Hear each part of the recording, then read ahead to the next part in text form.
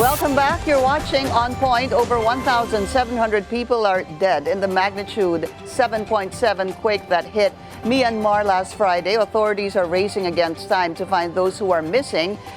A number of them Filipinos. Joining us now in the studio, Foreign Affairs Undersecretary Eduardo de Vega. USEC, finally, in person. Thank you so much for your time. Great pleasure. It was also my dream to be interviewed in person. Thank you, sir. Okay. I wanted you to just have a quick reaction on the report of Attorney Karen together with Attorney Kaufman. I mean, this underscoring the right to respect the judicial process and really exclude politics from this whole thing. What is it really telling us? This explains why the Marcos administration, in effect, followed the dictates of international law and followed the Interpol order, and that's why he was transferred to the Netherlands for the case. And his own lawyer says that the president, the former president, respects the judicial process, so must we.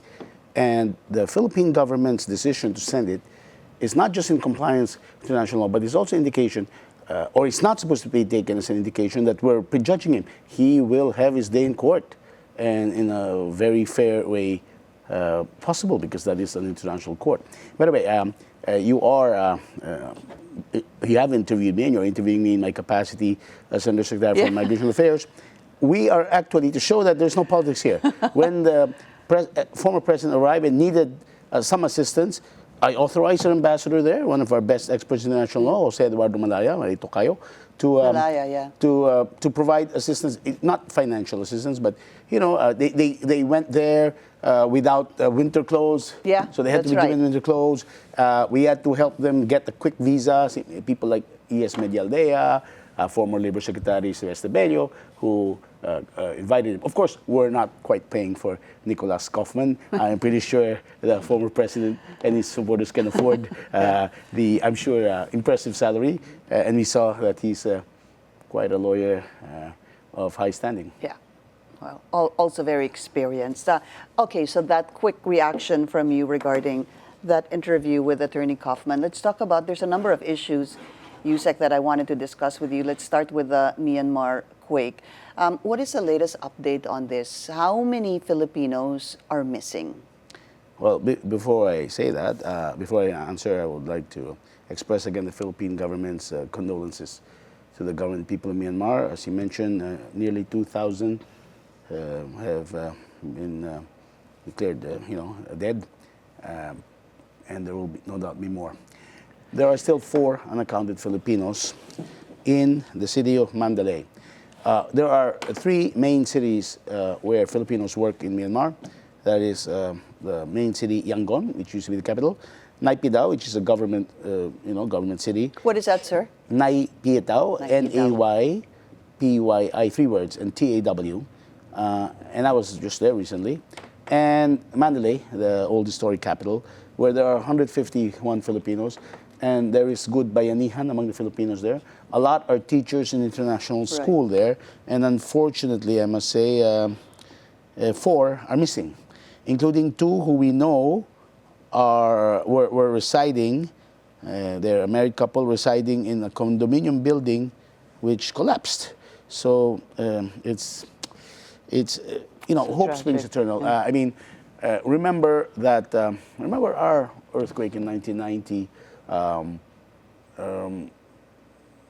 when 2 weeks after the Pines Hotel fell, there were still discovered survivors. So we are actually providing a humanitarian contingent to help the Myanmar people as well, as other governments are doing so, because they say that they don't have the capability to go through the rubble and search for survivors. We're sending them. They'll be there in a day or 2. Right. So I wanted to show a little bit of a map so we understand it better, USEC.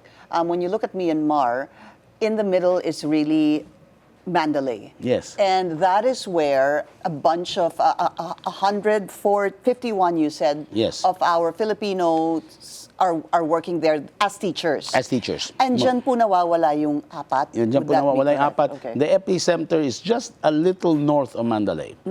Yes. So. And then our embassy or consulate is in Yangon. It's in Yangon because In fact, I don't think there's a single embassy which is transferred to Nai Pietao, which is somewhere in the middle of Yangon and Mandalay. So it's a 4-hour drive from Yangon to the capital. But I understand now, because of the destruction, it will take 12 hours. That's what I read so, too. 12 to 15 hours, they were saying. Yes, and that's why we're sending a team, and they are very experienced in this. They were also sent to Turkey in 2023. How big is this team, sir? I understand it's almost 100. Let's wait for the DND to confirm, the Office of Civil Defense. Maybe it's up to 100 people. Maybe I heard wrong. That's roughly the number we sent last time. Maybe a little less. We're not doing it simply because we're going to look for our kababayans, no? It's to help everybody. Myanmar. Yes, and let's now let's hope for the best. Now there are 4 missing, and later I'm just getting it. We have the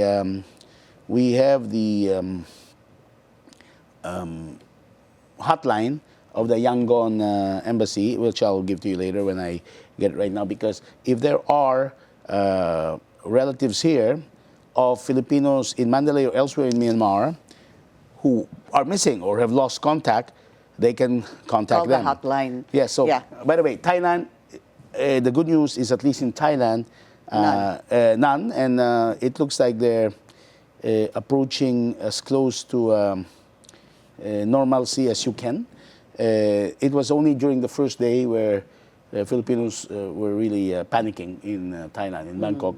They couldn't return to their high-rise buildings for many, many hours. But now it's getting back to normal. So that's a positive. So while you're looking for the hotline, which is very important, again, I just want to, I guess, summarize that to those watching us. Sa lahat ng nanonood po sa atin ngayon, ang sinasabi po ni Undersecretary sa atin, ang maganda po dito is that kung meron daw ho kayong mga kapamilya, kapatid, or any loved ones or anybody you know, for that matter, who are missing, to please call this particular hotline so they can collate the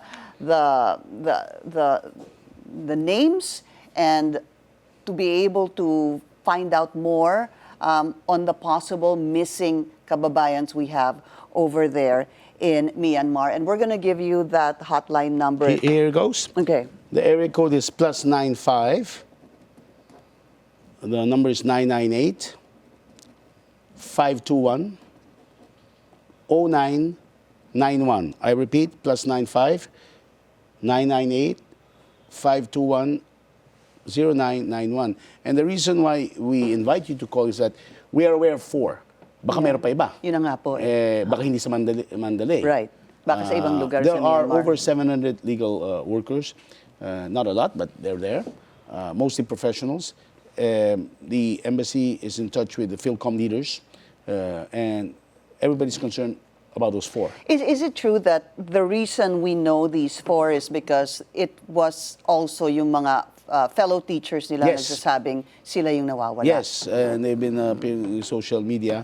Kaya alam po natin, by the way, nakausap ko kanina yung kamag-anak ng isa sa kanila, ng mga spouses, tiga Dumaguete. She's going to our DFA office in Dumaguete, and we'll see what assistance we can give. Obviously, we don't hope that it will be repatriation remains, but we'll see what we can do, because we've done this before, and there's also a standby fund which we will approve for the embassy of over $100,000 to spend for financial assistance, repatriation. May isa nang gusto mauwi, just one. Babalik na po dito, gusto nang bumalik dito. Gusto bumalik. Pero yung iba, hindi pa nagpapahiwatig. At lalo na sa Thailand, wala na pa rin na gusto. So, no problem in Thailand. No one is missing there. No Filipinos missing in Thailand. So far, that's none. clear. By the way, kung ganon po, why don't we give a number for Thailand as well? Kasi wag dapat kampante, of course. Sure. Okay? Sa Thailand, ang area code, of course, is +66. The number is 989-7116. So, +66-81-989-7116. 7116. That's for Thailand. I'll repeat that. It's +66. Tama Yes. ho ba? 81. Yes. 989-7116. Tama All po. right. Okay. So right now, no missing in Thailand, in Bangkok, but ito na nga po, there's still 4 missing in this area in the middle of Myanmar called Mandalay, where a number of our kababayans hold jobs as teachers. What were the other teachers telling? I mean, where are they living right now? Right now, well, their places have not collapsed, no? So they're not in that condominium building, that 11-story building. Now, in case we are told by them that they would need shelter or to be transferred from Mandalay maybe to Yangon, we'll do it. We'll do it. It's a long ride, but we will do it. We did that in Turkey before. The epicenter was very far from Ankara, but we brought many, almost 100 Filipinos, a lot minors, to Ankara. So we will do it in case they request it. And so far they're not requesting it. They could use some financial assistance because some may lose their jobs because Myanmar, well, temporarily, because Myanmar is now obviously in a state of emergency, so obviously there will not be schools for a while or anything. We'll provide them some financial assistance. What kind of assistance can be given to them? Financial assistance usually give there's no real cap, but usually we give anywhere 50,000 pesos, 100,000 pesos. In pesos, of course, we'll probably give it in dollars or Myanmar chat. That's the currency there. In case they need shelter, we will also pay for their shelter. Not at a 5-star hotel or anything like that, but a decent place. And of course, in case they want to go home, they'll be repatriated. Where here, there are other agencies under the whole of government approach which could help them, the DMW, OA, DSWD, and DOH.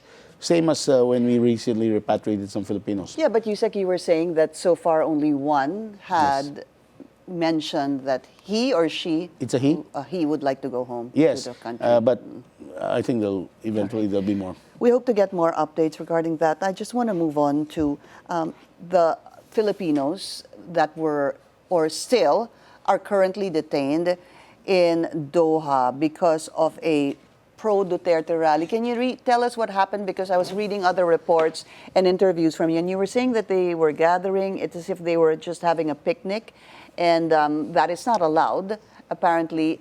Unauthorized demonstration. They were not arrested on March 28 itself. It was the evening of March 27. They were not in the city of Doha, but somewhere to the south in a beach resort called the Sea Line Beach Resort. They were told that it was just going to be a family gathering, a party, not a rally. The organizers even said that the entrance fee to the beach resort would become reduced by half. So some did go, but they knew that it would be an event to show support for the former president. But they were not intending to cause trouble. They were not going to be violent or anything like that. Now there were conflicting numbers of detainees. But now I just got a message from our ambassador there. Right now there are 17 still detained, 12 males and 5 females. 3 minor children of one of the females, not minors in 8 years old, but teenagers, have been released. Okay. So as for the 17, they're still being interviewed, being asked questions if they are, well, I don't think they will answer yes. If they're members of an organization which wants to create conflict in Qatar or Philippine-Qatar relations, nothing like that. But the Qataris want to know who organized it because it was not authorized. There were some who were on the way, about 7, who were on the way to the celebration. They were intercepted. But since they were not yet there, they were eventually released. Yeah, So what was it? Was it supposed to be a picnic in the beach to show support for the former president?